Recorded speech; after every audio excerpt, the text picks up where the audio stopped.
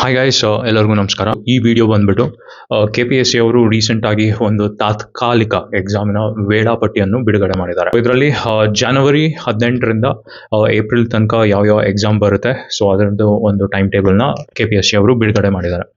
ಇದರಲ್ಲಿ KS gazetted probationary ಹುದ್ದೆಗಳ ಒಂದು ಮೈನ್ ಎಕ್ಸಾಮ್ ಡೇಟ್ಸ್ ಕೂಡ ಅನೌನ್ಸ್ ಮಾಡಿದ್ದಾರೆ. 28/3, 29/3, 1/4, 2/4. ಸೊ ಮಾರ್ಚ್ ಕೊನೆ ಮತ್ತೆ ಏಪ್ರಿಲ್ ಸ್ಟಾರ್ಟಿಂಗ್ ಒಂದೆರಡು ದಿನದಲ್ಲಿ KPSC KS ಮೇನ್ಸ್ ಎಕ್ಸಾಮ್ನ ಕಂಡಕ್ಟ್ ಮಾಡ್ತೀವಿ ಅಂತ ಆಲ್ರೆಡಿ ಅಧಿಸೂಚನೆ ಹೊರಡಿಸಿದ್ದಾರೆ. ಬಟ್ ನೋಡ್ಬೇಕಾಗುತ್ತೆ ಹೇಗೆ ಎಕ್ಸಾಮ್ನ ನಡೆಸ್ತಾರೆ ಅಂತ. ಕೋರ್ಟಲ್ಲಿ ಈಗ ಕೂಡ ಸ್ಟೇ ಆರ್ಡರ್ನ ಕಂಟಿನ್ಯೂ ಮಾಡಿದ್ದಾರೆ. ಅಲ್ಲಿ ಜಡ್ಜ್ಮೆಂಟ್ ಯಾವ ಥರ ತೊಗೊತಾರೆ, ಎಕ್ಸಾಮ್ ಮಾಡ್ತಾರೆ ಇಲ್ಲ ಹಳೆ ಎಕ್ಸಾಮ್ ರಿಸಲ್ಟ್ ಮೇಲೆ ಎಕ್ಸಾಮ್ನ ಕಂಡಕ್ಟ್ ಮಾಡ್ತಾರೆ ಅನ್ನೋದು ನೋಡಬೇಕಾಗಿದೆ. ಇಷ್ಟು ಎಕ್ಸಾಮ್ಸ್ ಏನು KPSC ಅವರು ಆಲ್ರೆಡಿ ಟೈಮ್ ಟೇಬಲ್ ಬಿಟ್ಟಿದ್ದಾರೆ.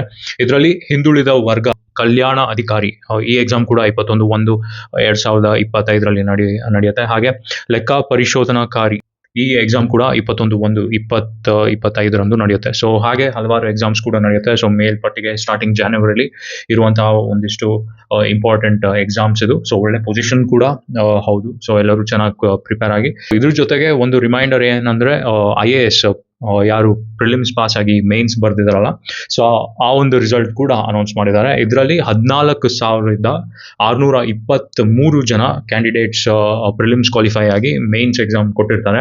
ಮೇನ್ಸ್ ಅಲ್ಲಿ ಇಂಟರ್ವ್ಯೂಗೆ ಸೆಲೆಕ್ಟ್ ಆಗಿರೋರು 2,845 ಜನ. ಸೊ ಇಲ್ಲಿ ನೋಡ್ಬೋದು 10 ಲಕ್ಷ ಜನ ಪ್ರಿಲಿಮ್ಸ್ ಬರೀತಾರೆ, ಅದರಲ್ಲಿ ಬರೀ 14,600 ಜನ ಅಷ್ಟೇ ಸೆಲೆಕ್ಷನ್ ಆಗಿರೋದು. ಅಂಡ್ ಮೇನ್ಸ್ ಕೂಡ 14,000ದಲ್ಲಿ ಬರೀ 2,800 ಜನ ಸೆಲೆಕ್ಟ್ ಆಗಿದ್ದಾರೆ. ಅಂಡ್ ಫೈನಲಿ ಇವ್ರನ್ನೆಲ್ಲ ಆಚೆ ಹಾಕಿ ಸೆಲೆಕ್ಟ್ ಆಗೋ ಕ್ಯಾಂಡಿಡೇಟ್ಸ್ 1,056. ಸೊ ಇದೆಲ್ಲ ನಾನು ಏನಕ್ಕೆ ಹೇಳಿದೆ ಅಂದರೆ, ಮೊನ್ನೆ PDO ಎಕ್ಸಾಮ್ ನಡೆದಿತ್ತು. ಸೊ ಅದ್ರ ಬಗ್ಗೆ ಕೂಡ ಒಂದು ವಿಡಿಯೋನ ಹಾಕಿದೆ. ಅಲ್ಲಿ ನಾನು ಕಟ್ ಆಫ್ 150ಇಂದ 160 ಬರುತ್ತೆ ಅಂತ ಹೇಳಿದೆ. ಯಾರೋ ಇದು ಕಾಮಿಡಿ, ಇಷ್ಟು ಕಟ್ ಆಫ್ ಬರೋಕ್ಕೆ ಸಾಧ್ಯ ಇಲ್ಲ ಅಂತ ಹೇಳಿದ್ರು. ಬಟ್ ಇಲ್ಲಿ ಏನಾಗುತ್ತೆ, ನಾವು PDO ಎಕ್ಸಾಮ್ಸ್ KS ಎಕ್ಸಾಮ್ಸ್ನೆಲ್ಲ ಕನ್ಸಿಡರ್ ಮಾಡಿದ್ರೆ VAO ಎಕ್ಸಾಮ್ ಥರ ಆಗಲ್ಲ. ಯಾಕಂದರೆ ಇಲ್ಲಿ ತುಂಬ ಇನ್ ಸರ್ವಿಸ್ ಇರೋರು ಬರೀತಾರೆ, ತುಂಬ ಡೆಪ್ತಲ್ಲಿ ನಾಲೆಜ್ ಇರೋರು ಕೂಡ PDO ಎಕ್ಸಾಮ್ಗಳನ್ನ ಬರೀತಾರೆ. ಈಗ ಕಾನ್ಸ್ಟೇಬಲ್ಸ್ ಅವ್ರು ಯಾರು ಸೆಲೆಕ್ಷನ್ ಆಗಿರುತ್ತೆ ಅವ್ರು ಬರಿಬೋದು, SDAಗಳು ಬರಿಬೋದು.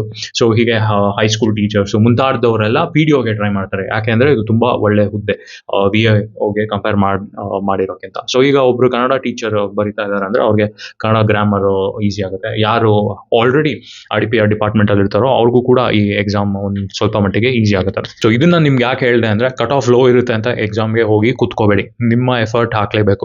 ಇಷ್ಟು ಹೈ ಸ್ಟ್ಯಾಂಡರ್ಡ್ಸ್ ಇರಬೇಕಾದ್ರೆ ನಾನು ಬರೀ 110 ತೆಗಿತೀನಿ, 120 ತೆಗಿತೀನಿ, ನನ್ನ ಸೆಲೆಕ್ಷನ್ ಆಗುತ್ತೆ ಅಂದರೆ ಸಾಧ್ಯ ಅಲ್ಲ. ನೀವು ಇನ್ನ ಬಂಡ್ ಧೈರ್ಯದಿಂದ ಈ ಎಕ್ಸಾಮ್ನ ಫೇಸ್ ಮಾಡಬೇಕಾಗುತ್ತೆ. ಇಷ್ಟೇ ಓದ್ರೆ ಸಾಕು, ಅಷ್ಟೇ ಓದ್ರೆ ಸಾಕು ಅನ್ನೋ ಸಿಲೆಬಸ್ ಕಾಲ ಹೋಯ್ತು.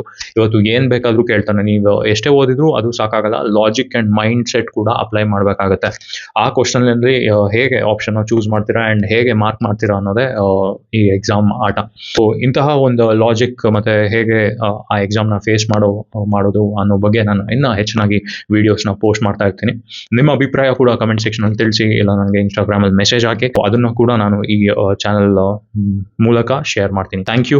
C you in my next vlog. Video like ಆದರೆ ಶೇರ್ ಮಾಡಿ, ಹಾಗೆ ಚಾನಲ್ ಕೂಡ ಸಬ್ಸ್ಕ್ರೈಬ್ ಮಾಡಿ.